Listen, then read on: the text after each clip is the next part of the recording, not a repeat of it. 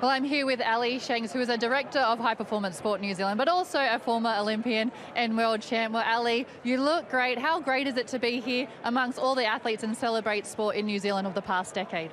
Oh, it's fantastic to be here, and what a privilege it is for us all to be able to get together tonight. And I think New Zealand's had a fantastic decade of sport. I guess you start with the record Olympic haul that we saw in Rio, the Paralympics, and obviously the Winter Olympics. We saw our first ever medal in 22 years, or medals even.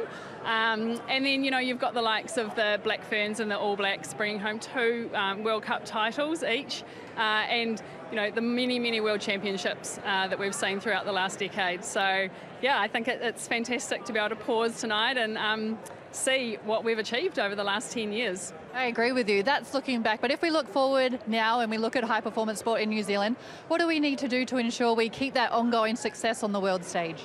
Yeah, well, high performance sport is about moving forward, and you can't stand still. It's about that continuous progression. And tomorrow, High Performance Sport New Zealand will launch our new 4-year strategy, which will see some changes to our funding, as well as the support available to elite and emerging athletes.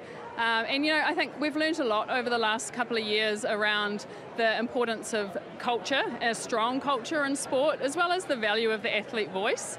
It's about now really creating those performance environments where people and individuals, our athletes, coaches and support staff, are all really empowered and supported to optimise their potential. And I think if we can do that, that's when we will continue to see world success, but we'll also see athletes with the ability to, inspire the nation every day.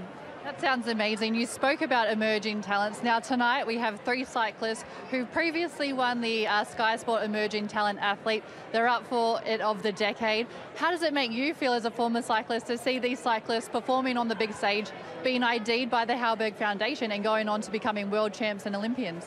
Yeah, well, I guess as a former cyclist, it makes me really proud. But I think what it does show is when we identify that talent early and really wrap that support around them, look what they can achieve. And I think, a big part of going forward is about that support right down the pathway and, and right out into the regions as well.